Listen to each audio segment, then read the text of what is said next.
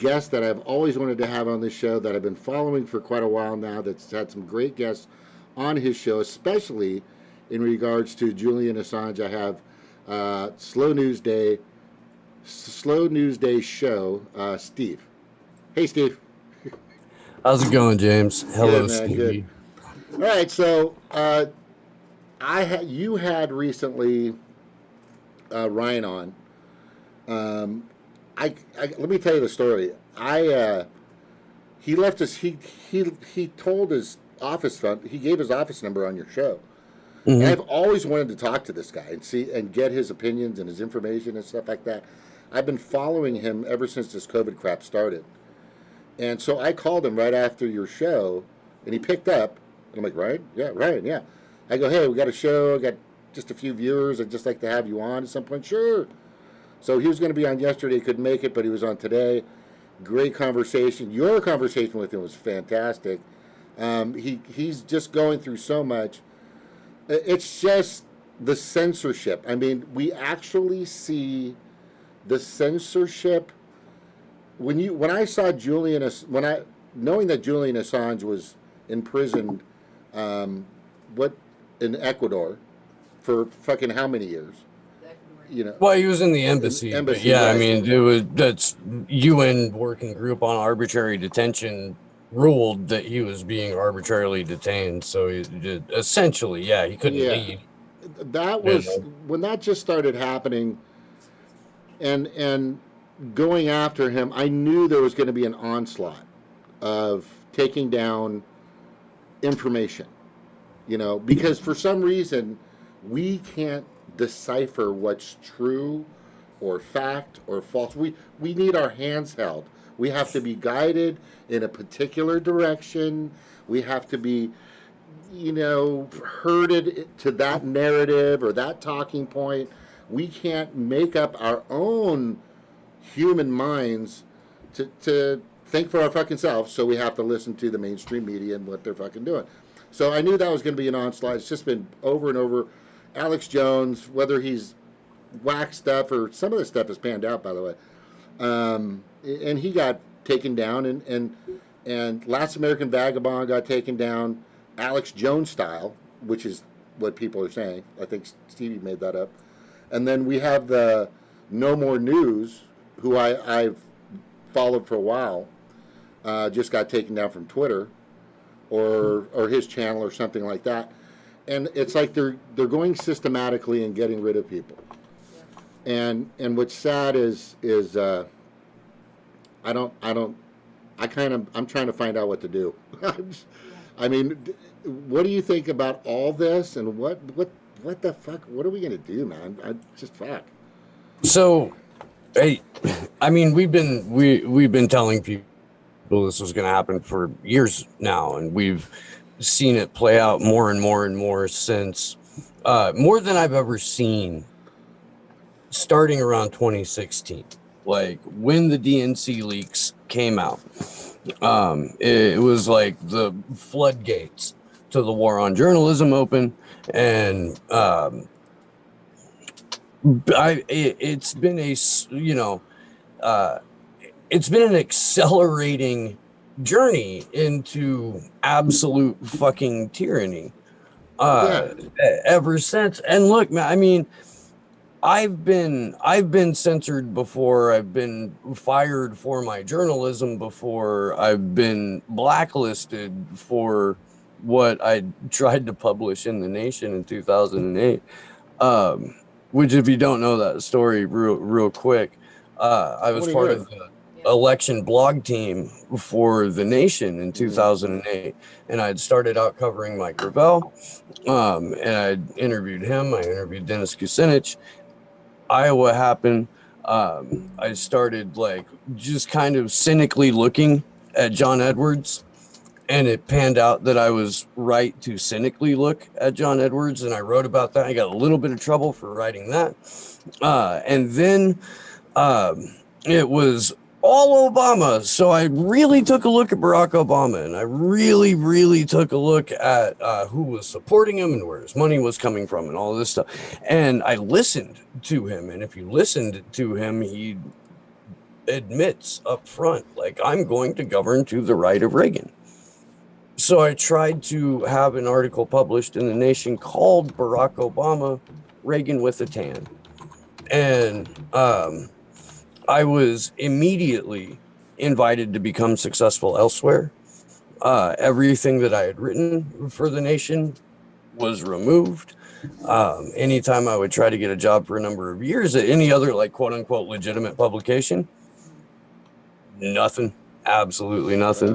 Had one guy tell me that, like, oh no, dude, we can't hire you. And to top it all off, the person who was the politics editor at the Nation at the time was Chris Hayes. So Chris Hayes fired me. Hey, that's kind of. Hey, I got fired from Chris Hayes, man. That's awesome. That's like, wow. So it does, like, the internet censorship isn't anything new, but what is new is that it's coming from every corner of social media, and it's coming from establishment media. And a case in point, Vanessa Beeley and Eva Bartlett, and what's happening to them. But so Ryan predicted that was going to happen in the show that he just put out. He was like, so this might be the last one, kind of thing. Like, we might not be able to do this here anymore. And I was on my way home from work, and I had like a dozen DMs, and I had Whitney Webb going, hey, you need to get a hold of me right now, you know, blah, blah, blah, blah, Ryan. And it's the second time in a week that Whitney has called me with, like, hey, somebody we know is getting fucked with, and, you know, so I'll drop more or less anything. and get on that. Tells you to get on something, you're gonna go get on something, or you're an idiot, you know. Right. So we had him on right away. He told me, and I believe this to be true, that it was a kind of catharsis for YouTube to finally yank that channel, and was very adamant that, you know, he's going to keep going. Reiterated the point that we should all keep going until YouTube kicks us off. Fan-fucking-tastic, but have a backup plan. Ryan's had his website for years. I finally will be launching mine, maybe tomorrow, definitely by the weekend. But there will be, slownewsdayshow.com. And it should be ready to go in a couple of days. Cool. Audio versions of the show, archive of all the videos. I'll be doing some writing for that. We'll be republishing stuff from Ray McGovern and Caitlin Johnstone. It'll be where you need to go when they fucking hit the kill switch on me. Or Rockfin. Go to Rockfin. Rockfin is incredible. It's a great platform. It's cryptocurrency based. There's no censorship. It's like Patreon, but better, in my opinion, because with Patreon, you've got to pay X amount of dollars per content creator to get premium content. With Rockfin, if you endorse, for example, Slow News Day, it's $9.99 a month, and you get access to all of the premium content. So I feel like it's a much better play. There's some huge names over on Rockfin now, and Ryan's on there as well. Jason Burmis is on there. Whitney Webb has unlimited hangout there. Like, it's a good platform. I like it. Hey, can I stop by sometime? Yeah. Oh, awesome. You know, this big Sully Samoan or Polynesian would just stop by, bro, and hang out, But I have been. You're not going to believe this, but this is the 331st show I've done. I probably have like 10 that I haven't really put on or have done. Congratulations. Which is really odd, but I think I have more shows than I do subscribers, and which is really really sad and pathetic.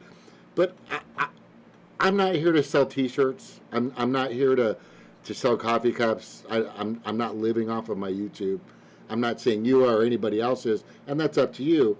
My content, which I try to bring up the core of what I do, is to save the planet and all of its inhabitants, and that includes you and everybody else.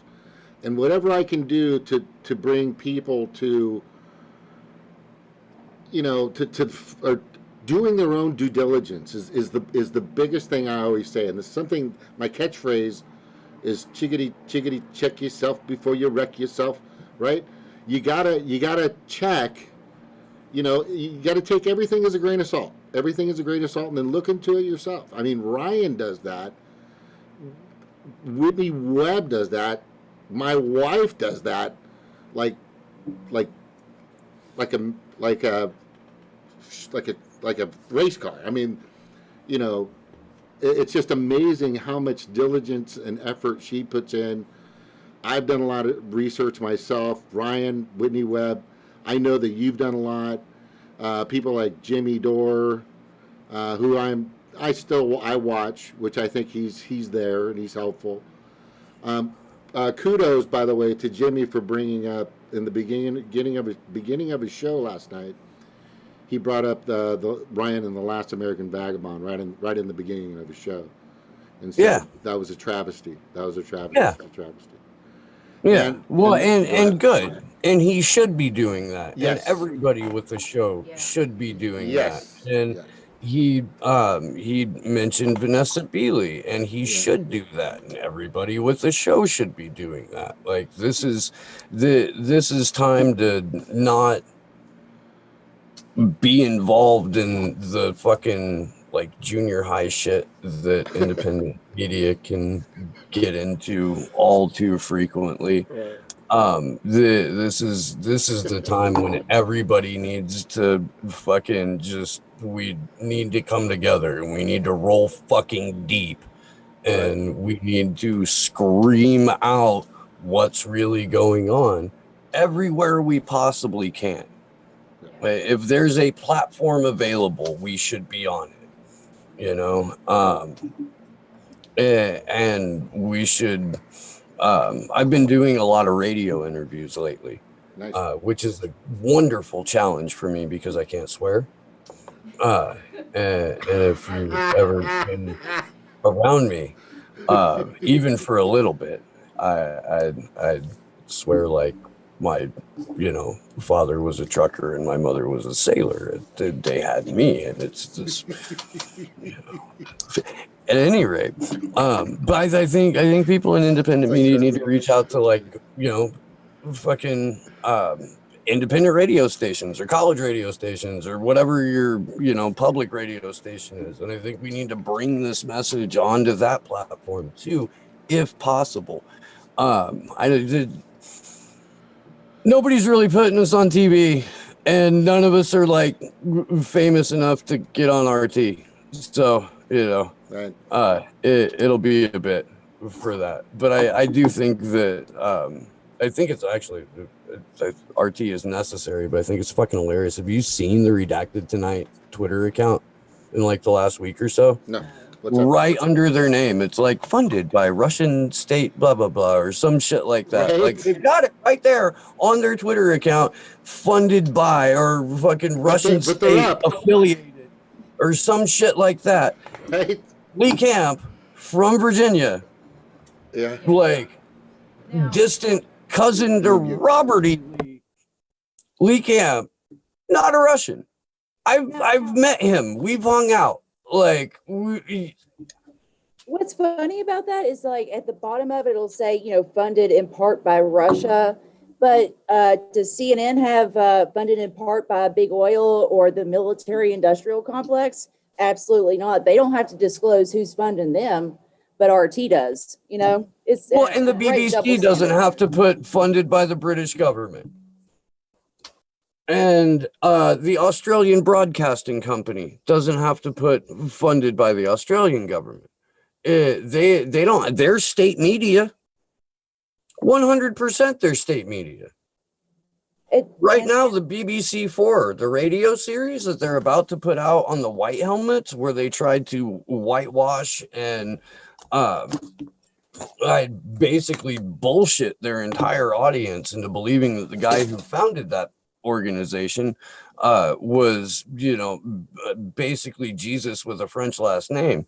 And in it, they smear anyone who's spoken out against the white helmets. They smear anyone who's spoken out about the OPCW report about the staged chemical weapons attack in Duma in 2018 that we all got called conspiracy theorists for, and fucking Assad puppets and shit like that, which turns out we were right and they were wrong, and there's no fucking retraction from that whatsoever. But they're still smearing the people who got it right, and they sent a very veiled threat to Vanessa Beeley about, hey, this could have legal implications, and you could wind up catching some charges for walking out her door and talking to the people who live in the place where the thing happened. Like, that was one of the first shows, because I just started watching your channel. I mean, I kept hearing about it, and I'm like, okay, I got to check this out. I got to check this channel out. And it was I started watching at the beginning of the Julian Assange trial. So, I mean, but what we're watching, and I know that you've been covering this stuff for a while. You're very knowledgeable when it comes to like the censorship and and the attack on journalism and basically truth and communication. But I mean, we're watching it creep closer and closer, right? Like, most people don't care because it's like, oh, it's some guy at some place in some other country. And then it's somebody at a newspaper that I like. And then now it's the YouTubers that we know. And it's getting closer and closer to us. And it's just a matter of time before it happens to us all, unless we do something about it. So I've been watching your coverage, but I mean, what are some things that we could do besides, backing up all of our videos on a, thumb drive or something and going over to other platforms? But what kind of advice would you give to people that are trying to, combat this, freedom of speech oppression? There's any number of things that you can do if you're not the type of person who is inclined to like out in the streets activism. What you can do is share the shit out of the content creators that you like and talk to people about it. And there's this kind of like, I don't know, almost stigma about being like, yeah, why you need to watch Jason Burmis's show. You need to watch The Last American Vagabond. Like, people don't tell their friends that shit or strangers that shit. And I feel like we should. I feel like people walk around half right about their knowledge that establishment media lies to them, the corporate media lies to them. They're half right and they're half wrong. And when you're half wrong, that's a failing grade at any school. So it's critical that we get people to understand what the media sphere looks like, really what it looks like, and that even what people consider to be independent media ain't. Like, there's plenty of quote unquote independent media that is a fucking wholly owned subsidiary of any one of the 6 corporations that own the rest of media. Like, people don't know that Vox is a Comcast product. There's people who legitimately think that's an independent outlet. It's the extent to which we fucked up by the way that we monetized thought is just, we're seeing the real-time consequences of it right now. And the fact that like most of the people who are being censored are by and large giving you the information for free should tell you something about the fear that people who are in charge at Google, who are in charge at YouTube, same fucking company, but big tech and their relatives in the government, because there's no separation between big tech and government anymore. But yeah, it's a testament to their fear. It is. They're losing control of the narrative once people are able to hear something outside of the narrative. They're scared shitless. I mean, I'm slightly offended that I haven't been censored yet. Like, am I not pissing off the right people? Like, what am I going to do? You know, it's like, I want to be a threat. I want to be a danger. I want to make them scared. I want to know that I'm on the right path and pushing their buttons, right? Like, I don't want them to be comfortable. They've been comfortable for far too long. It's time to make them very uncomfortable where they're at, you know? So that's my goal. And so hopefully the end result will be something like that, but hopefully not. But, I do want to, I do want to make them a little uncomfortable. And you can get out in the streets over it. You can. You like at this moment, I'm talking to a handful of people behind the scenes about trying to get a demonstration in front of YouTube, like within the next 3 weeks, maybe a month. But we'll go right to their front door. We'll go right to Google's front door. Action for Assange will be back in Washington, D.C. on January 4th when the decision for whether or not Julian Assange gets broad daylight kidnapped and rendition to the United States for publishing. We'll find that out then. So we're going back to DC for that. We've been to DC twice this year already through the amazing generosity of our audience. But I mean, yeah, it's time to organize around this, and the spirit of the country right now is that people are ready to go get out in the streets over something. So the energy is there to be harnessed. It's just the conversations need to be had. So have those conversations. I mean, if we can't do what we're doing, then all these other people that are out there that want to have discussions about healthcare or fixing racism or the corruption in politics, none of those other causes can happen if we do not have this right here. If we don't have the ability to talk to one another and share our information. Yeah, no, I mean, we've said that on the Assange Vigil so many times. Your success as a movement depends on your ability to proliferate your information, get your point across. You can't do that if there's no fucking free press whatsoever. You can't. Your success is dependent on that. That's why you need to support it. Sorry, James. So it's the dependency, and that's the problem. I mean, blatant. You're getting to get beer, right? I can do that. I'm like dumping my beer out. I was gonna. We shouldn't leave because it's rude.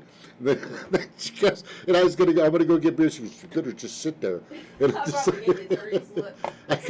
I just ran out of beer, man. I'm sorry about that. So, yeah. So we are dependent. That's the sad thing is we don't own the internet. We don't have control. I mean, if they wanted to fucking pull the plug tomorrow and say, oh, there was a giant cyber attack and we have to pull the plug because maybe we've gotten too close. That could actually happen. I mean, if you don't have a ham radio or if you don't have a citizens band radio, how are you going to communicate? I remember when I was a kid, and I'm older, I used to talk on the CB radio driving down with my grandfather to his avocado ranch in California, right? And he would just, breaker 19, this is a Silver Fox. My mom was Silver Fox. I was like, whatever. And but that's the way people communicated and talked. No. That's how they did it. That's how they did it, right? And they had and then ham radio was around too as well. But that a lot of conversations politically came on like channel 32, or excuse me, 19, or usually on 19, or I think it was 15. But what I'm saying is, these platforms, thank you very much, you're fantastic, that we have now, it's great. Now, I mean, what I've always said is, like Christians say, do not take from the tree of knowledge, but guess what? It's right here, right? If you want to dumb us down with your books, go ahead.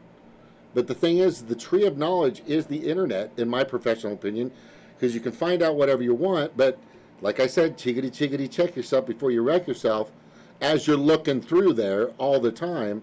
Talk to the horse's mouth, et cetera, et cetera. But we are dependent on them having the cable. They have the cable in their hand, right? They can pull the plug at any time. The thing is we've got to find a way to communicate off of the grid. And I think if we can threaten them with that type of technology that we could possibly all buy, and I kind of looked into this, is you could go hub to hub to hub from house to house to house. Everybody is like a beacon or a transformer of the next house. Yeah. Nobody would be able to take from, as long as you were on a cryptid channel. Then you could pass information along and have shows and do stuff like that. Mesh networks too. Like, you're basically describing a mesh network. A what? A mesh network. Yes. Yeah. Yeah. Yeah. They did that pirate style in New York City for a while. The biggest problem with it, at least where I live, is line of sight. Because I'm in the redwoods. And so it's a little difficult for you. You've got to have your hubs much closer, but it can be done. There's a couple of, so you would hope that if they pulled the plug, that Anonymous would do what they've done for every other country, that their government pulled the plug on the internet, and that is go and get the internet for them and bring it to them and help set it up so that you can do it pirate style. Right.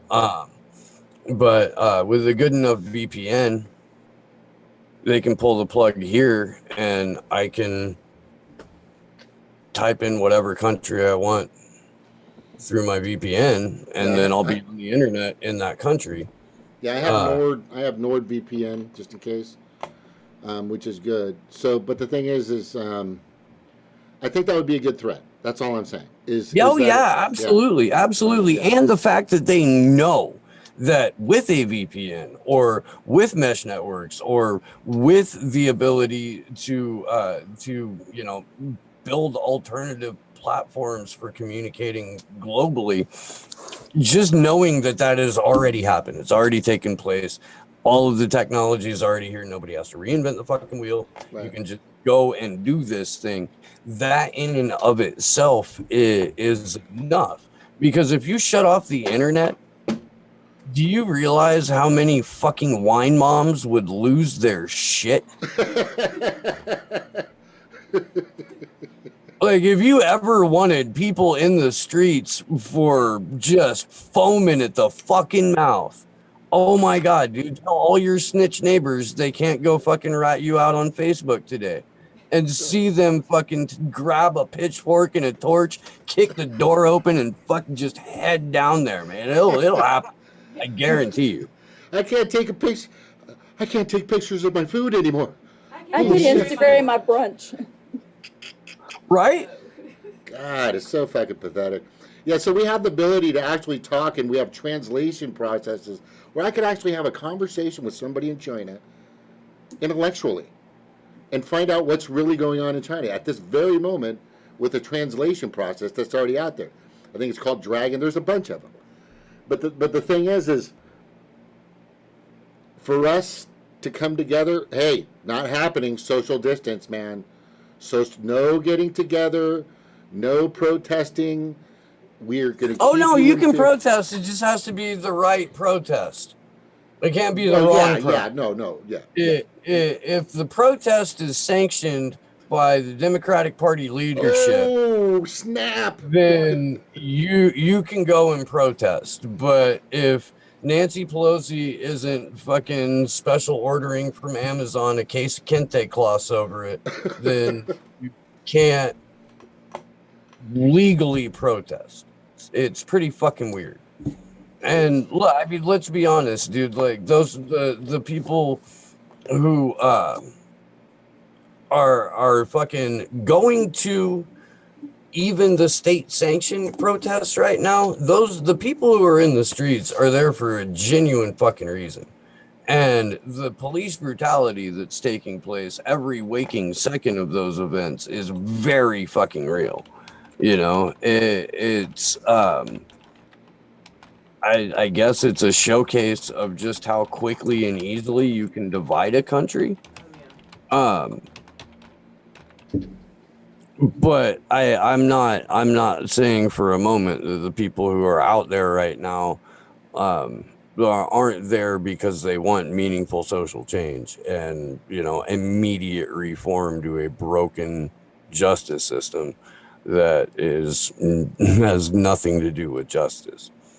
You know, I mean, that's why it seems like they're allowing them to go out and protest, because it's guaranteed that by them going out and protesting and saying, hey, you know, let's end police brutality and end racism, that they know for a fact that a certain, you know, too big of a percentage of people are going to look at that and say, and get angry, you know, and the fact violent. that, and instead of getting mad at the government who's saying that it's okay for them to protest and not other people, instead, more people are turned against that movement. So, you know, they're making enemies for them left and right by, you know, showing favoritism and differential treatment, even though we all know that, you know, that they don't care. It's not like they support that cause. I mean, you can look back in WikiLeaks at the DNC said, do not promise Black Lives Matter. Do not make any concrete promises. Do not say anything about it. You know, just, you know, platitudes. That's all they were allowed to give them, is platitudes. The Democratic Party wants diversity for the sake of optics, but never diversity of opinion. And as soon as you voice an opinion that is outside of the very narrow parameters in which they operate, you're immediately ostracized. And it's, you know what, if it was a legitimate system, that would be counterintuitive. But because it's an illegitimate system, because it's, you know, an oligarchy ran by a relatively small number of billionaire pedophiles, it is no longer counterintuitive to tell your base or tell people who are interested in the idea of democracy, we've got enough friends, fuck you. Yeah, we do. Here's something that I think a lot of people already know. There is a big push by both parties with trolls and I guess it's a society, a club, whatever the hell it is, to come in and distract us from our narratives, because we're getting too close to our targets. I saw this just recently on Ben Schwann, who was just on. Somebody came into his chat and he read it, and they started talking about, oh, you don't care about, you think this, and that. It's like that's was his point.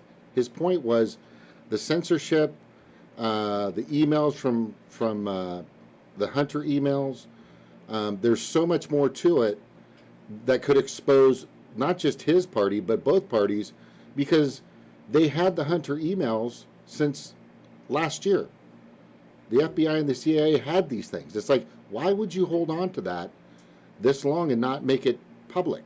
Well, the reason why they made it public is because the person that repaired or worked on that particular laptop made a copy of the hard drive and all the information in there.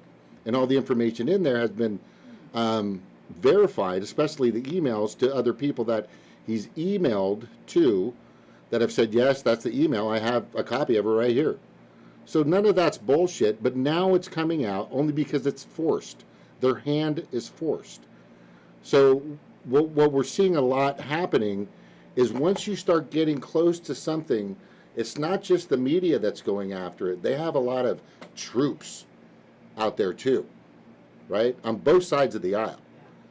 And trying to keep us from what we should know, which is the facts and the truth and what the fuck's going on. Yeah, just this afternoon, early evening, the FBI came out with a press conference. I don't know if you saw this or not, but they came out and announced that they were confident that Iran and Russia are meddling in our election this year. The FBI had a press conference over that. It is October 21st. There are, 2 weeks, just shy of 2 weeks left until people are supposed to go pretend that their vote counts or whatever it is that people do on election day. I don't fucking know. I gotta work. I mean, I do vote for like ballot measures, and I do vote for like California's state propositions and shit like that, and I've voted for local offices, but I normally just write my friends in because they're all fucking bought by tech or a real estate developer here anyway, so it doesn't fucking matter. But I got lost on that one. I did. I forgot what my original point was. Man, good job. Anywho, I can't hear you. Sorry, I muted myself. I'm terrible with my new microphone. No, my assistant helps me with that all the time because I lose myself all the time, dude. I've done that ever since I was a kid, so I think it's the ADHD. Okay. But I think where you're at is it's just everywhere. It's happening at a systemic, gigantic, enormous rate of God, it's like it's a fucking a battle. I know we're still talking about the same shit in a sense that we talked about in 2015, 16. But at the same time, there's something new that's developing. Oh, I don't know, the new norm, COVID-19, and a few other fucking bullshit crap. I mean, just to get back with what you were saying with the Russian involvement. I mean, they've been itching for a war. The military-industrial complex has been itching for a war with, Iran and Russia ever since the invention of the CIA. Pretty much. I mean, it goes back. I mean, this is like 50 plus years that America has been trying to go to war with them, and what we're seeing is like they did that last time, and did they do anything about it? If Russia is such a huge threat to our elections, then why didn't they go and secure the voting polls? The machines. They did nothing. They would have go around like Chicken Little screaming Russia, Russia. But at the same time, they've done nothing whatsoever to give any integrity to our election process, because it's not Russia. They are the ones that benefit from it. It's not Russia doesn't benefit from it. It's the politicians that do. So, that's why they don't fix it. But nobody really holds their feet to the fire on that, because, if you look at all the different, media, news media that's out there. You've got social media, print, mainstream media, like on cable, and then you've got independent media.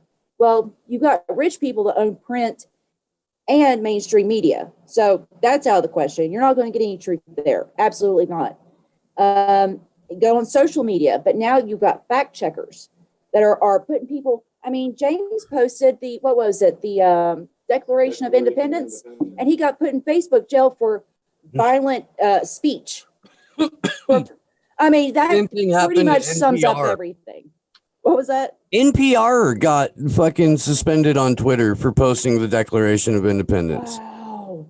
Yeah. Yeah. Yeah.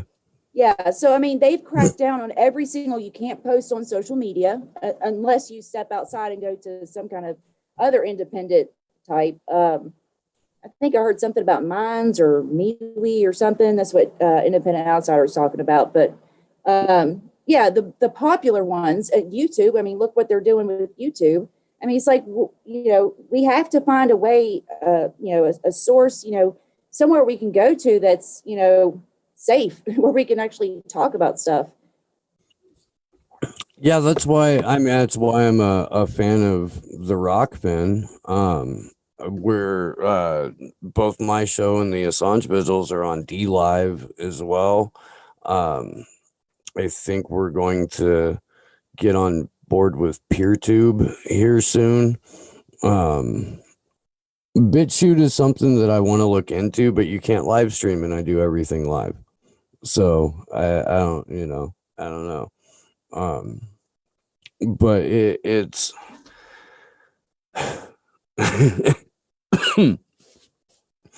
it's so fucking frustrating because we can wag our finger at corporate media all day long, but we know they suck, and we know that they're part of that big club, and we know that they're the people who are, basically the facilitators for the whims of oligarchs.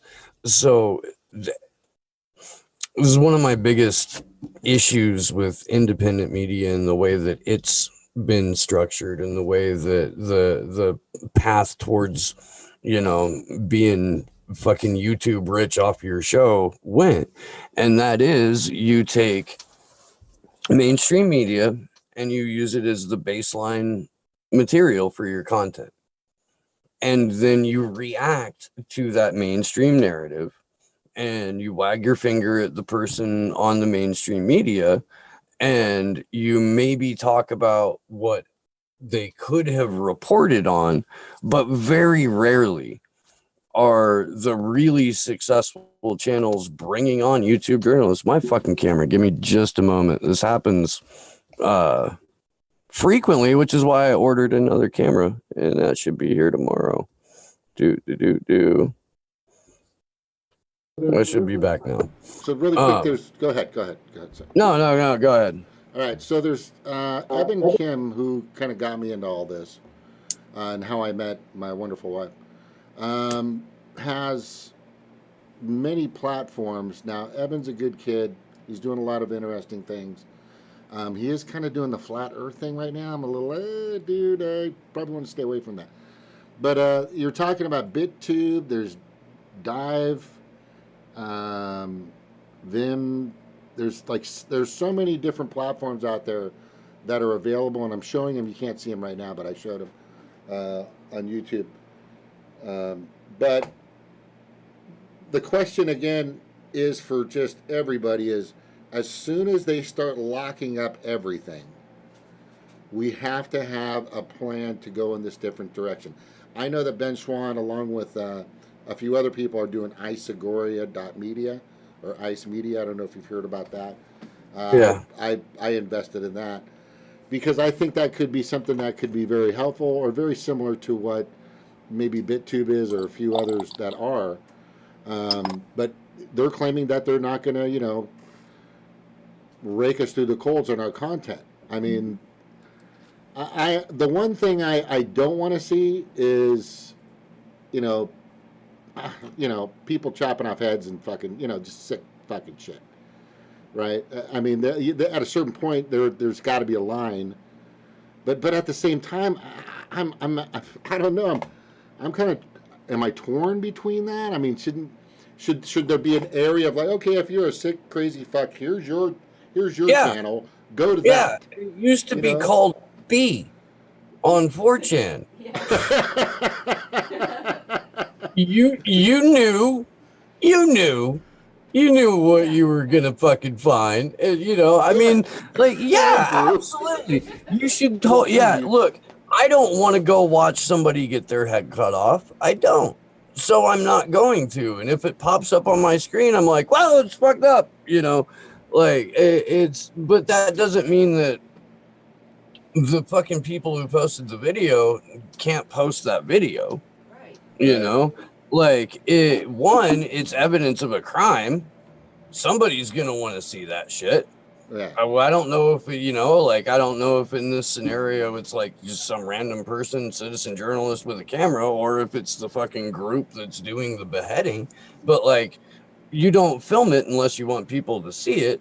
If it's evidence of a crime, we should be able to see it, and hopefully, like if it's something even fucking sicker than that, like with what's probably on Hunter Biden's laptop, we should be able to contact the right authorities and get that fucking handled.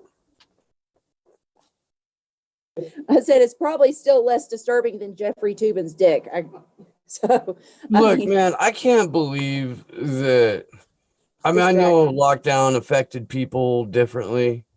I know that like everybody's going through some shit right now, but like you don't know not to pull your dick out and rub one out in the middle of a Zoom meeting. Like that's not something that crossed your mind. Like maybe I shouldn't fucking beat meat right now. Like, I mean, that's one of those instances like what he should have done was do that beforehand, and then he would have had the clarity of thought to say, you know what, maybe don't jack off during a work meeting. Right? He needs That's to a fantastic prioritize, man. I don't think it was an accident, honestly. I don't know. No, it wasn't a fucking no. You don't accidentally. There was somebody who was directing his fucking middle member of your to meeting. in that meeting. You don't like. Look, or maybe this is what happened. He had porn up on his laptop, and the Zoom thing was, minimized, and fucking he had completely tuned out from whatever the meeting was, and was like, "Fuck it, it's me time," like that's a possibility. Smoke a joint or something. Don't jack off. You're absolutely right, though, Stevie. Like, had he had that clarity, he would not have made that decision. You're 100% correct on that. It's just, do you have that picture? Yeah, it's the reaction. I love the reaction photos of everybody else in the Zoom. Everybody has their own distinct reaction to that. And some of them are just like shocked, horrified, confused. And it's just, I mean, I would imagine. I mean, what do you do in that situation? And the thing is like they continued the call. They went on about their work. Like some guy didn't just have his dick out. Like, how do you compartmentalize like that? I'd be like, y'all did see that, right? Oh, that's wonderful. That.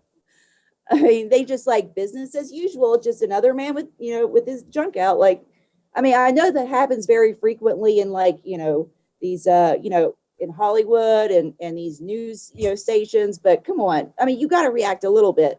Look, man, based on how many people were laughing in that picture, I think we owe Jeffrey Toobin a little bit of sympathy at this point. Like, I'm not judging. Right. I wasn't on that call, but there were the cup is a lot the of best. people laughing in that picture. She just, I love that. The girl with the cup is the best. She's like, what? Oh, she knows that was a moment. Yeah. She's like, hell no. I tell people on my show all the time that we live in a fucking cartoon, and every day there's something else that's like, oh yeah, fuck, that was supposed to be a joke. I'm sorry, y'all. Like, it's kind of true now. It really is. Since the beginning of this COVID shit, like, I told people back in February that they needed to go find the conspiracy theorists in their life and give them a hug and an apology. Yes. And we were talking about it. I had Jason Burmis on in January, like right when this started to make a rumbling. And and we were talking about immunity passports. And oh my God, was that was just too far. It was. And now we've got articles in all of the UK papers about immunity passports. It's ridiculous. As there's something somebody sent me something the other day. I got to find it real quick, and it says, I'll post it in a second. Complicity theorist. This is the opposite of a conspiracy theorist. It's a noun. A person who accepts the political narrative of the day, unquestionably, consumes mainstream media like it was 1980, and is prone to submissiveness, outbursts of irrational fear, and public shaming of free thinkers. That's fair. Geez, yeah. That's basically what's happening. Well, and James Corbett had a wonderful video about this, and he was talking about, like, when somebody starts calling you a conspiracy theorist, it's like, this is my theory based on the evidence that I know. This is the theory that I've come to, based on the information. So here's my information. So tell me what your theory is. Share your information. Let's compare it. It is not a conspiracy theory, and it's just so much as a theory based off of the evidence that you have. So, that's why I'm always open to, anybody else, sharing information with me, because I don't think I'm smart enough to have it all figured out. I always leave room for, there's, a lot of stuff I still don't know. So, I don't understand why people are so ashamed of just admitting that, just saying, what, maybe there's something I don't know. Like, what, let me just look at it. And I think that the way that he phrased it is like, it completely eliminates that name calling, shutting down of information. It's just, here's what I have. But, you still have people, and James encounters this frequently, that you do share your information, you ask them those questions, and they still shut you down with, you're a Trump supporter. And then they block you. What did Ryan say? Because they just can't handle. What did Ryan say? About that. It's like you're talking to somebody. Oh, yes. What Ryan was saying was that if they can't attack your argument, what they'll do is attack your character. They'll try to slander you in that way. But it's just, it's so frustrating, because it's like, I know what the corporations, what the government and media, I can understand what they're doing. But it's frustrating when you're trying to have a conversation with somebody that's just like you, out here, working a crappy job, barely making it, whatever. And they just won't listen. They just, and I'm willing to listen. So it's just like, can we just have a little bit of give and take here? I mean, it's hard. Let me just say, so he said, it's like, so what happens to me a lot, and I've been, like, every other day I've got something that's fact-checked by the community, fucking independent people or whatever, so they're unaccountable for them, who fucking knows. And they take down my shit all the time. Videos, stuff I post. So what happens is I'll get on with somebody, and I'm trying to just say, hey, here's my information. And it's Ryan said, it's like somebody saying, Ryan from Last American Vagabond says, it's like you give them the information, all of a sudden they say, oh, you're ugly. It's like, because they don't have anything else, so you're ugly, you're fat, you're stupid, you're dumb, whatever. And it's because they don't have a comeback for it. They just don't have a comeback for it. The other thing is, I actually put, and it's still on my Facebook to this day, I took the side effects of methamphetamine, right? The list, it's like a small paragraph and all the side effects, brain deterioration, all this other stuff, nausea, dizziness, the illusions of grandeur, just stuff that's fucking crazy, of course, because meth is nuts. The thing is, right, so I replaced that methamphetamine with the word COVID-19 or coronavirus, right? And it's still on my Facebook. And people have gave me thumbs up and hearts for it. It's like, what the fuck? Cartoon. The other thing that people do, if they don't go straight to attacking your character, is they will source shame you and be like, oh well, I'm not going to read anything from this outlet because I have heard bad things about this outlet, and I know I've never personally read anything from that outlet. I just know it's bad. Um, there's an essay that I talk about fairly regularly on the show. I haven't done like I did the whole video on it, I think maybe last year. But it's called Three Cheers for Socialism. It's written by a Christian socialist in the UK whose name I can't remember. I don't agree with everything in the article. Yeah, and Christian socialism was something I wasn't familiar with, so I got to read into it. And it's a little bit too like Anglo-centric for me, but they've got a pretty good blending of theology and Marxism. That it's really fucking interesting. At any rate, there are a couple of sentences in that essay that are absolutely 100% unfucking deniable, and that one of them is America is the most propagandized nation on the planet, and the other one is Americans, as a rule, don't know their own history, let alone the histories of any other countries.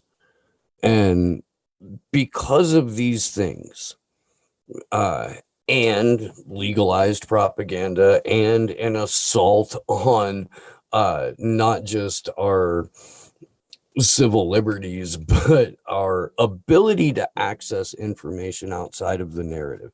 Because of these things, you have people who are walking around believing everything one or two particular television channels tell them, and every other shred of information is seen as a personal attack.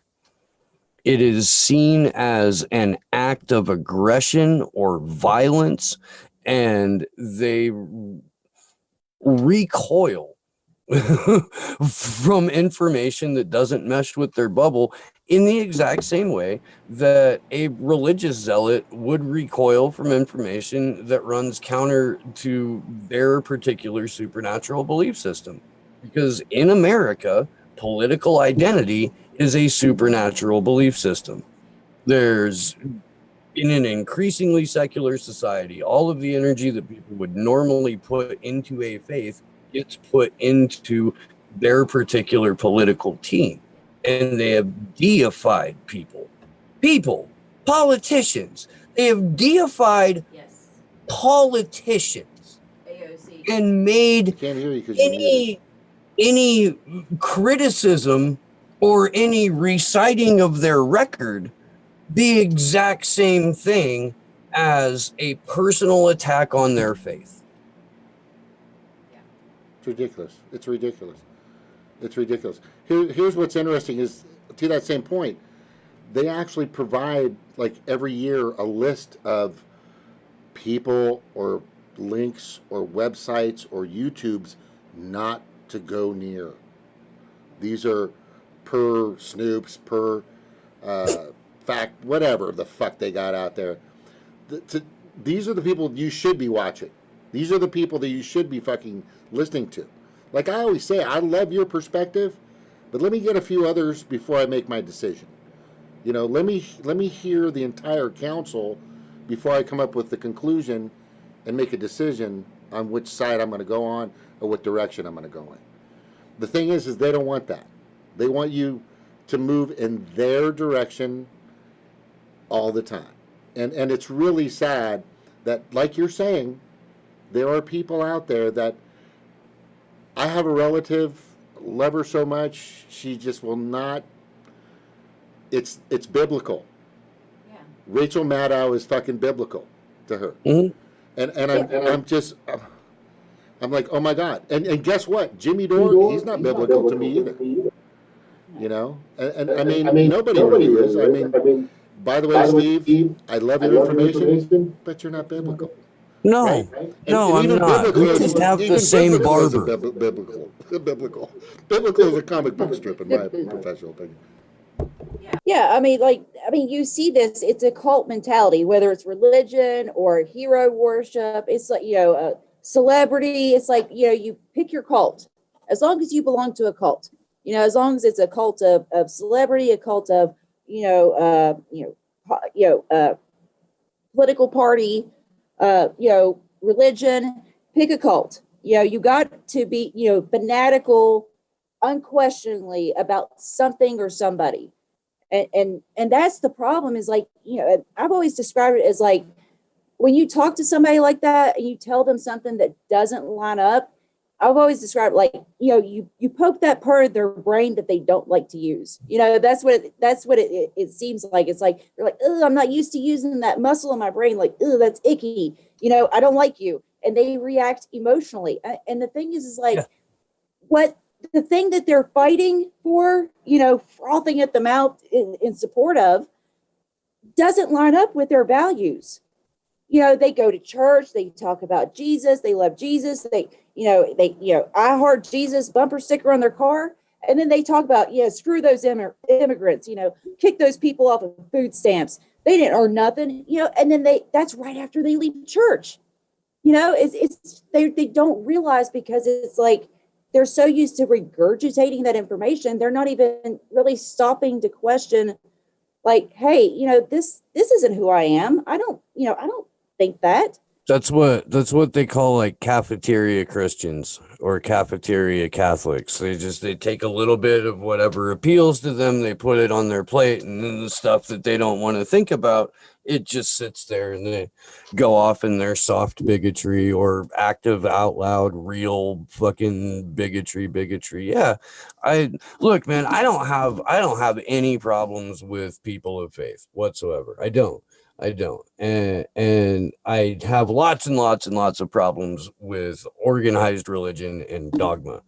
And I think and I hope that you can live a spiritual life, or a life of, with some recognition that there's probably something much, much bigger than you out there, without having to like set anyone on fire or drop a bomb or fucking hate someone because they don't think the exact same way that you do about your fucking, imaginary friend. Like I don't know. I want to read you something real quick though, because it directly relates to what we've been talking about, and I fucking love it. Go ahead. So John Pilger, just genius and legend, wrote about meeting Leni Riefenstahl, the Hitler's friend, who was the filmmaker for Nazi propaganda. Um, and he says, she told me that the message in her films, the propaganda, was dependent not on orders from above, but on what she called the submissive void of the public. And he asks, does the submissive void include the liberal educated bourgeoisie? She said, of course, especially the intelligentsia. When people no longer ask serious questions, they're submissive and malleable. Anything can happen. Disinformation being a response to a question that nobody asked. It's too perfect. It leaves no room for doubt, and it leaves no room for paradoxes. It explains things that have not yet been mentioned. Disinformation labels all the difficult questions as a sabotage or a treason. Wow, that's huge. That is an epic piece of information. Um, I'm gonna type that out and run this back, and I'm gonna throw that out everywhere I Oh, can. I'll send it to you. Yeah, please. Or Yeah, send me what was the author again?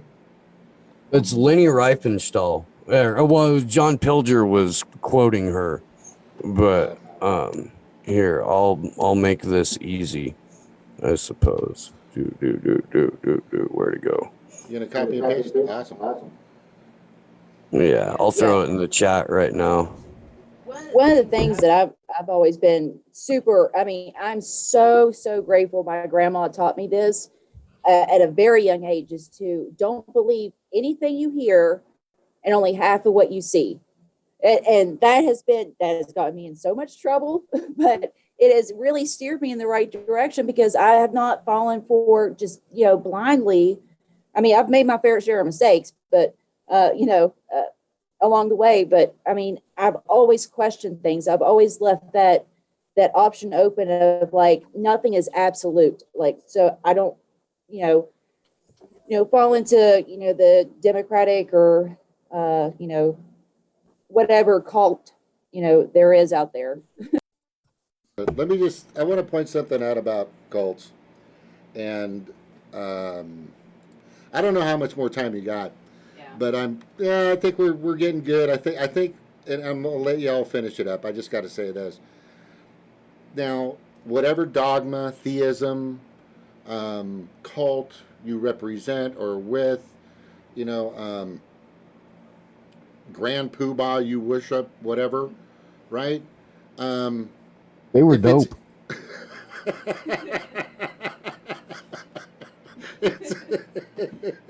it's, it has nothing to do. Your evil, your sinister, diabolical, disgusting, pathetic, putrid ways have nothing to do with that cult. It has nothing to do with that theism. You were just raised in a village full of fucking idiots, or you just became a fucking sick, demented, disgusting creature all on your own. It's your choice. It's your choice. It's your cognitive choice that you believe that because you're in this cult and you got to wear horns with a mask, that you need to do certain things to people or whatever, that's okay. No, that's not what that's about. That's because you are who you are. That's because that has nothing to do with Allah or Jesus or Buddha or whoever you want to subscribe to, right? If that's your core, that comes from your core.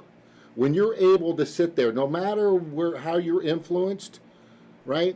If you're able to sit there and watch something heinously or horrifically happen to somebody else and be a part of that, that's on you. That's on you. Don't blame it on your cult. Don't blame. Oh, I was in a cult and these things happened and I just didn't fucking know. No, that's on you. Because it baffles and bewilders me beyond belief on how many people have that we've seen. I mean, Jim Jones is a good example of that. You decided to go to some little small town in Africa and drink some fucking Kool-Aid, knowing you were going to die. Flavor Aid. I'm sorry? Flavor Aid. Yeah, flavor Aid. Yeah. So, I mean, you decided. It was your decision. I don't want to hear, well, I was with the Democratic Party and I didn't. You know what? At that time, you have to, like I tell you have to be accountable for these things. So what I tell my kids now, I tell them right now, they're 15, 16, 18, 19 coming up here, and they're pretty smart. They're doing a lot better than I was at my age. I'm fucking telling you right now. I don't think it has anything to do with me. But what I tell them is, I said, you guys, it's not who you associate with, it's how you associate with others. In other words, if you're going to be that person that comes to that party or that club or whatever and be a dickhead, then you're the dickhead. And if you want to follow along with those other fuckers that are doing the same, that's on you. So, okay, yeah. So anyway, I just want to point this out. I just wanted to point this out. I just really believe at this time, you got to check yourself internally. You got to check yourself externally. Put the camera on yourself sometimes and take a look and see where you're really at. What are you doing? Am I really helping? Am I really doing something for society? Am I really doing something for my family? Am I really making a difference? I think you are, Steve. I think Ryan is. I think Jimmy Dore is trying. I think a lot of people out there that are doing whatever they can for what they believe and what they've heard and what they've seen, right? It's up to them to make that decision to go outside of the box, at least to go outside of the box, and like the thing, like what you just sent me, I've never heard or seen or heard of that person. Yeah. But I'm glad that I'm reaching out to get that information so that I can build here. You know, it's fucking helpful. That's all. It's helpful. Yeah, if you're not familiar with John Pilger, you should get to know John Pilger. I will for sure. He For sounds sure. brilliant. Absolutely. He was recently just on a panel with Roger Waters and Ray McGovern, and it was one of the most amazing, like, 80 minutes. Oh, it was fantastic. Roger Waters stole that show, but between Pilger and McGovern, you've got two just absolute legends. And yeah, Pilger has a bunch of documentary films that you should watch. In fact, there's I was probably still there because there are places that are still on lockdown, but the Don't Extradite Assange campaign put up a WikiLeaks lockdown playlist on their website. Nice. And it's got a ton of great documentaries, and then it's got, I'm pretty sure, every episode of Julian's show on RT from 2012. It's got a ton of speeches and interviews that he gave. I mean, it's an incredible resource. It really is. Yeah. Here, let me just say, and I don't want to be a downer about Julian Assange, but I'm going to say right now, they've got an agenda and a mission for him already. He didn't take the deal in 2018. He didn't take that deal. So okay, so here's something. So I'm just saying. I'm not arguing. How the fuck are we going to help this guy? How in the fuck are we going to? I mean, I've been talking about it. People have been talking about it. I'm posting his stuff all the time. A person that's never had anything retracted or had to apologize. I mean, this happens all the time on mainstream media. It happens all the time on fucking publications all the time because they're always fucking making mistakes. But it's just, how are we going to free this man who is basically no longer free at this? He's in their control right now.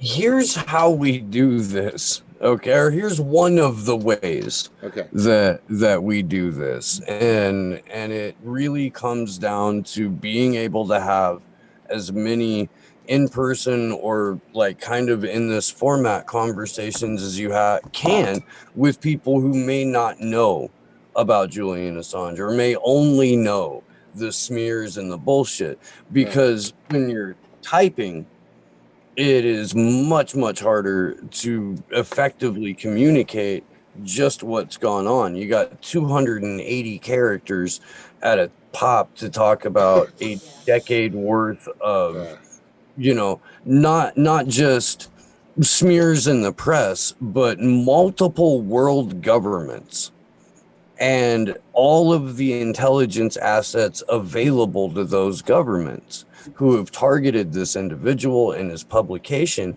because he shone a light on what they do. Of course, my camera would fuck up right at that moment. I can still hear you though. Yeah. But so it's you have to talk to people. There's so many different resources that you can go to. I mean, dude, we've been doing the Free Assange Vigil now for 68 consecutive weeks. Wow. And awesome. In that time, we've seen relative crickets or the people who had been on board the entire time. And we've seen this thing grow. Dude, right now on Slow News Day, my co-host, Glory Jones, 20 fucking years old and is out in the streets like all the time at one event or another. And when she goes, she talks to people about Julian Assange. Good. And it's, passing out flyers and shit. And fuck, like two Proud Boys who should be on board, this is a post-partisan thing. Yeah. I don't believe you can have an honest conversation or a productive or genuine conversation about policy or politics unless you've been able to look at primary source material Right. and then decide for yourself how you should feel about it without any spin, like you were saying at the beginning of the show. That's, I believe, something that everyone can agree on when you put it to them like that. And then you can have a conversation about, this party or that party, because you'll know who they really are. And it's the only way that we get to keep a legitimate free press. Not that we have a super free press now. We don't. Even Reporters Without Borders put us at like the mid 30s. Oh, yeah. Out of countries of the world. And I guarantee you that both the US and the UK are going down in global press freedoms rankings. But we need to have these conversations in person if possible, in small group settings if possible, with people who aren't on board yet. We do it all the time with people who generally know what's going on. Like, we do get people who are just coming into it, but our core audience is people who have been with us the entire time and been with Julian even longer. And that's because we are so fucking siloed by YouTube and by Twitter. So that's why we've got to take the conversations off of like the most heavily fucking censored social media platforms possible. I keep not doing it, but I'm supposed to go get a Mastodon account. I have a Minds account. I posted once. One time. I've had the account for like 3 years. I have a MeWe account. I don't know if I've ever posted on it. I don't, but I have one. But we've got to start getting in the habit of making these conversations happen in a way that they're much less avoidable. Do you know what I mean? Like, it's fucking go time. Closing arguments are being submitted in 10 days. And then the prosecution will have 2 weeks to respond. And the defense will then have 72 hours to respond. And that's it. And closing arguments aren't going to be anything that anybody gets to watch because it's just a written submission. After all of the bullshit that every one of us had to go through during the hearing, where they had a cloud video platform that had, limited access to what journalists were going to be able to observe, not in the courtroom, because you couldn't get in the courtroom. You couldn't. They had 5 seats that were reserved for people that they never told they were reserving seats for. And then when they found out, they were like, yeah, fuck it, we don't want them. But it was already week 3 by that point. And that's the only reason that Rebecca Vincent from Reporters Without Borders was able to go in as an NGO observing body and witness this thing. Because they shut out 40 on the first day of the hearing. The cloud video platform was running off of software from like the fucking 70s, apparently.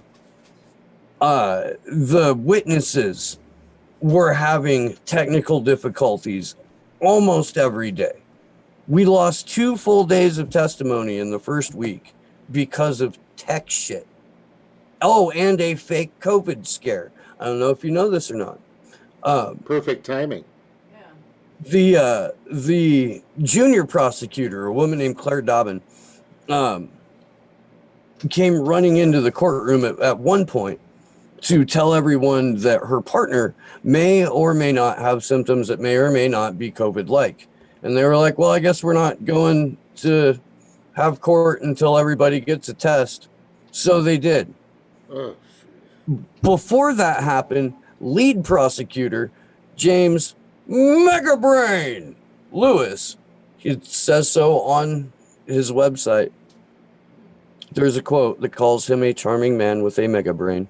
We have gifts and memes. We do.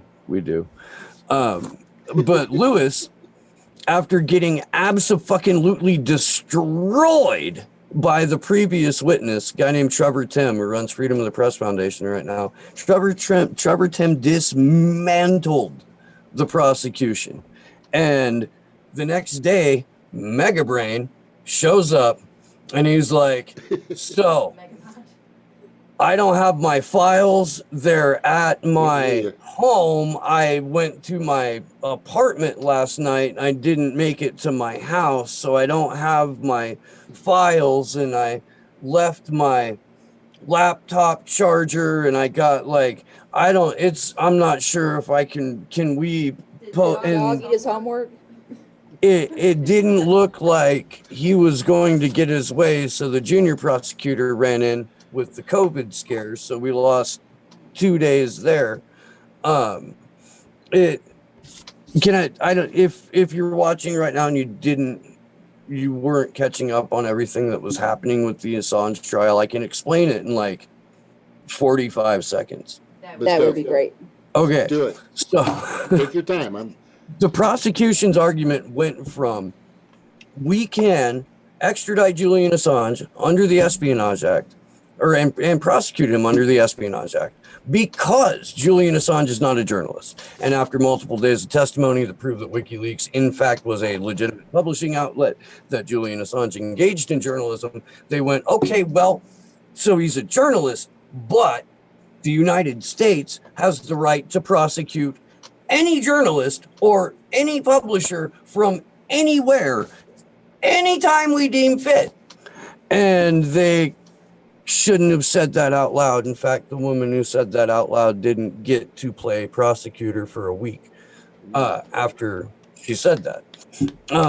So they backpedaled and went, okay, so there was a conversation that took place between Nathaniel Frank, who we think was Julian Assange, and Chelsea Manning. And although we've never proved that Julian Assange was Nathaniel Frank, we believe this conversation took place. And in this conversation, they said that they were talking about maybe finding a way to crack a password.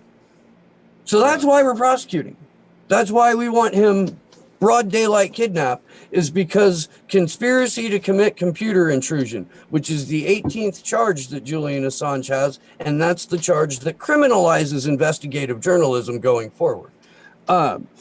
So they had some testimony about, no, as a matter of fact, Chelsea Manning did not even need to have a username or password to access collateral murder and the Iraq war logs and the Afghan war logs or Cablegate. It was just laying the fuck around. And anyone at her rank could have had that information. So they went, okay. Well, that's not why we're prosecuting. We're prosecuting him because he put people in harm's way and he risked the lives of informants. So they had several days of testimony that proved that Julian Assange had tried to contact the State Department. They would not return his call, that he had redacted 15,000 names personally before the Iraq war logs went out, that he had gone above and beyond in redactions from what the U.S. government does in Freedom of Information Act request documents. So they went, okay, well, we don't fucking like this guy and we're going to put him away. Yeah. And I forget who made this point, but it's something that I might have even been on your channel. But they were saying, like, so what they're setting up Julian Assange for means that everything that they've done in regards to Trump, it might have been Ryan that said it, but everything that they've done in regards to Trump, the release of his taxes, all these, leaks and stuff, hacks, that have revealed information on Trump. So as long as you're revealing information on Trump, you're in the clear. You're good. Well, unless you're, what's her name? Rumor. She had that weird name. Maybe the chat knows. Do you know who I'm talking about? One more time. There was a girl that released some information on Trump. she had a really strange name. It was like Rumor or hold on, let me check the chat. Maybe they know who I'm talking about. Are you thinking of Reality Winner? Yes, Reality Winner. Reality Winner is currently serving the longest prison term for being a whistleblower ever. She's been in federal prison now for like 1,264 or 5 days. We read this off on the Assange Vigils every time that we're on. And her situation is extra tragic because, if anything, what she gave the Intercept shot more holes in Russiagate. And she thought she was helping to move Russiagate forward. Wow. And if you actually go and read the documents, it pokes all kinds of holes in Russiagate. Yeah. So you gotta learn never to go to the Intercept for anything, because burn sources like I do cigarettes. Or anybody for that matter these days. Here's something that I do know that in regards to the Podesta files, and I'm not sure if I'm correct on this. Okay, maybe I don't know. That was leaked out by somebody else prior. Am I correct? The Podesta emails? Yeah. No. No. Well, there was a publication that leaked something out that was brought up in the trial before. Yeah. So what during this hearing? I guess. Is that what you're talking about? Yeah. That's Cryptome. Okay. And what Cryptome did was they published all of the unredacted Cablegate files. All of them. Wow. And the guy who runs Cryptome testified and said to this day, no one from the U.S. government has called us or talked to us or any of that shit. None.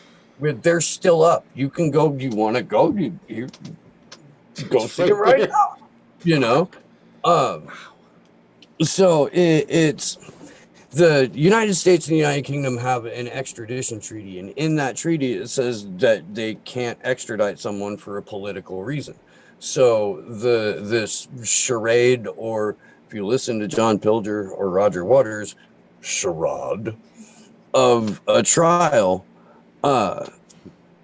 has been the U.S. government walking around and trying to obfuscate from the fact that this is a 100% political process, that Julian Assange is a political prisoner, and the fact that Amnesty International, even after they got shut out of his hearing, won't name Julian Assange a prisoner of conscience is fucking out of hand. Yeah, it's wrong. The whole thing is just it's disgusting, lame, and ridiculous.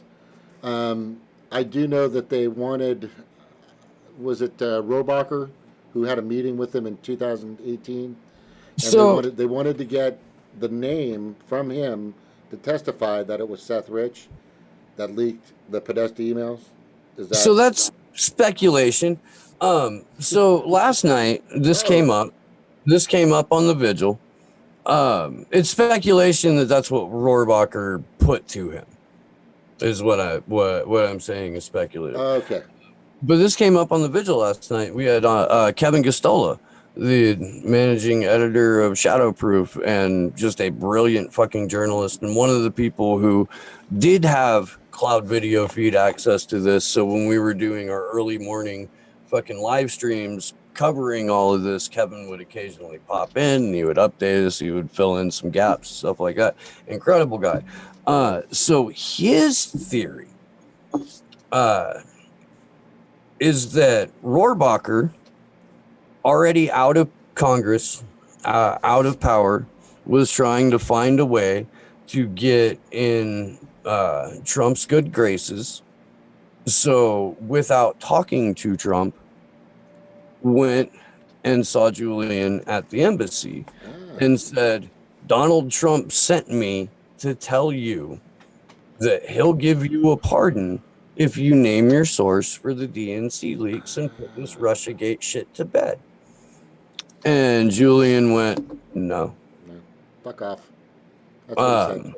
And so to round out the theory, though, Kevin has put forth and suggested that that Trump, in effect, had nothing to do with that meeting whatsoever, and the only person who had said Donald Trump said I should come here is Dana Rohrabacher.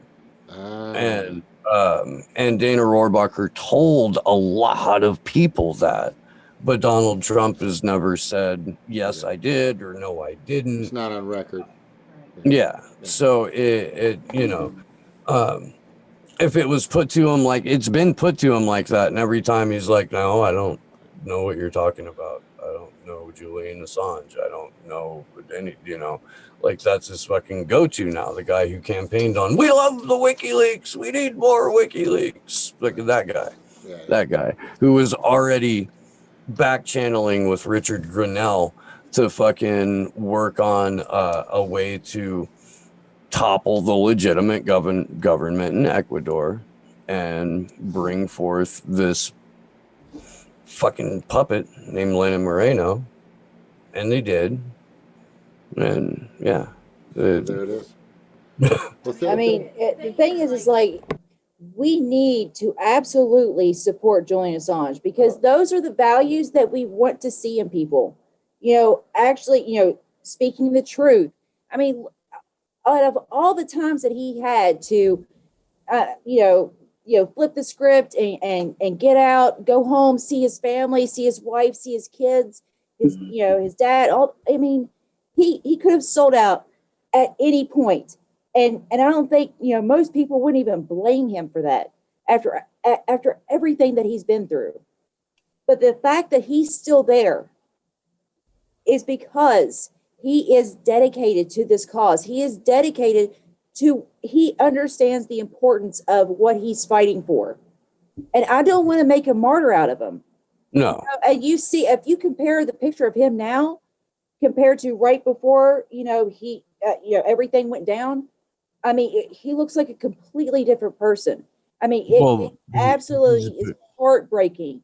And he's been psychologically tortured for the better part of a decade. Psychologically, physically, emotionally. Tortured, yeah, inside a maximum security prison in London that they refer to as the Guantanamo Bay of the United Kingdom. And the fact that Niels Melzer, the UN rapporteur on torture, over a year, it's been a year and a half now since his report came out, and he's been outright advocating like, hey, you need to know this is not what it looks like. He had a fantastic interview in a magazine called Republic with a K. I believe it's a Swiss outlet. But he went through the entire WikiLeaks story and all of the usual smears and had fucking documentary evidence to prove that it was bullshit. And like, he was like, I thought that he must have done something. I didn't know. I guess I just sort of believed what I read about him. And then when I started looking into it, what I uncovered was that multiple world governments have conspired to take out this man in his publication. The truth is a threat to the corrupt. And there's a lot of corruption to go around in a lot of different countries, thanks to America spreading their democracy. So, but these are the values that we want to see in journalism. These are the values that we want to see, with teachers or doctors. We want somebody that values, the good and the truthful in the world. And if we allow this to happen to Julian Assange, it's a trickle down effect. They love their trickle down. So, this is a trickle down effect. What we allow to happen with him is going to happen across the board, no matter what your profession is. If you're a whistleblower, if you, go against the narrative, if you say something that's unpopular, with the people in power, goodbye. They could, it's like V for Vendetta, the black bags over your heads. They could just do that now. They Yeah. can just put that black bag over your head and drag you away to some, location. Yeah. And you don't even get a trial. You don't even get to know what you did wrong, according to them. And this is just insane. You cannot have a democracy. You cannot have freedom in those, situations. I mean, it is the foundation of how we set up our society. Um, I'm just gonna just let you know, everybody, fantastic. The chat has been on fire. I had somebody that was on here earlier, a few days ago, RB Ham. He's not big on Jimmy Dore and him not going over COVID, but Jimmy Dore's not going to talk about COVID because he doesn't want to get deplatformed. Right? That's probably why. Now, in regards to this, I'm going to do whatever I can to bring more attention to Julian Assange. I was showing people earlier that in April of 2019 and back in our shows back in 2017 and 18, we actually had some vigils in a sense in regards to Julian Assange with a lot of groups that we were with, similar to what you guys are doing.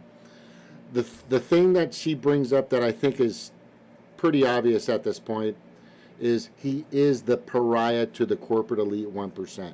He is the largest threat, in a sense, right, to us finding out what's really going on in the world, and for him to not give up names and still hold true after what he's been through, holding true to his character and his morals and his value of protecting the whistleblower. After what he's been through, it's like you've been tortured for a year and a half. You've been tortured for years and years because he's been in prison, forever, in a sense. But he's still holding true to that value of keeping those whistleblowers' names confidential. It's the founding principle of the amazing. organization. Yes. It's what they're founded on. They wanted to do two things. Yeah. Guarantee that on their end, they will protect the source, and they wanted to close the gap between whistleblowers coming forward with information and that information getting out to the public. So here's my last question. He's not going to betray the founding principle of his organization. No, which is fantastic. It's gigantic. That's hero-like activity, in my opinion. I mean, if there is a Superman S, we got to put it.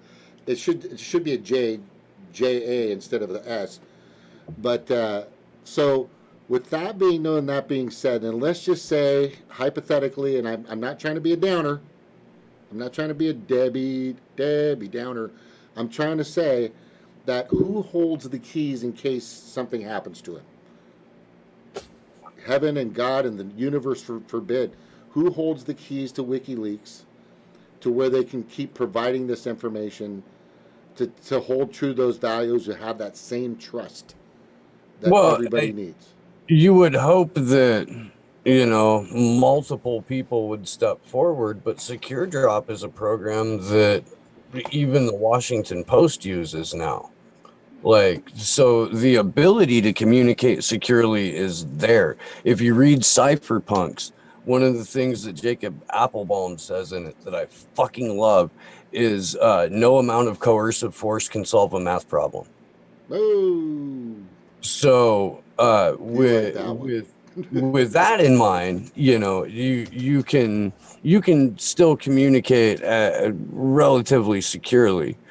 So all you have to have after that is the will to protect your source, right. And the resources. But if you're doing the kind of work that is explosive every single time, then, at least until MasterCard and Visa cut you off from your PayPal cuts you off, you can have the resources for that, and that's what a couple of other organizations have been started exclusively to protect whistleblowers, or provide legal defense in case somebody else rats them out. No, it's just it. So again, don't go to The Intercept. Yeah. Again, right. The Intercept. God, that Go to WikiLeaks. right. Go to WikiLeaks. Right. Exactly. So I want to say thank you for being on with us. I truly Thank you. appreciate you coming on. Hopefully we can come on. I would love to come on you guys' show and hang out and learn more and do what I can to bring, my little piece of people that follow me. The more, whether it's 2 million, you need more people to protect and do whatever they can to bring freedom to the press. And that name is Julian Assange for sure. That name is Julian. And here's the thing that bothers me the most. NPR, quiet. Associated Press, quiet. Maybe they might say a little something, throw them a bone here or there, just to somewhat, satiate the masses in a sense, right? But they're not fucking doing a damn thing. And that's what really pisses me off. Because our press that we have now and everything that's out there is shit. It's like they keep throwing shit on the wall, they rub it in your face, it's crap. And we need to do whatever we can to save Assange. We need to do whatever we can to make sure we keep having those conversations. Steve, thank you very much for coming on, man. I truly appreciate it. It was great. Thank you. With you. Yeah, this was an excellent conversation and very informative. Very I just got to get informative. off of my butt because it kind of hurts because and my left leg is getting numb. But anyway, thank you everybody for being in the chat. Usually we would go over that. And everybody, please do what you can. Yeah, go ahead. Steve, any websites, I was just Twitter, Facebook, YouTube? Yeah, Share with everybody. I do have a Facebook page for the show, but I never go on Facebook. Like I very rarely go on Facebook. And then I'm on Twitter at Slow News Day Show. You can find Action for Assange at action_4 Assange. There's a website, but for Action, it's action4assange.com. We're getting ready to launch a new website. But all of our calls to action are on there. On the new website, all of our vigils will automatically upload to that. Those take place Tuesdays at 9 p.m. Eastern, 6 p.m. Pacific, and Saturday, 1 p.m. Eastern, 10 a.m. Pacific. My show, Slow News Day, airs Sunday live, 1 Eastern, 10 a.m. Pacific, and the website, which should launch probably tomorrow, is slownewsdayshow.com. Awesome. Yeah, and we'll put all those links in the description for the video once it's posted, so everybody has easy way to find all that stuff. Because the more people we can bring on board, the better.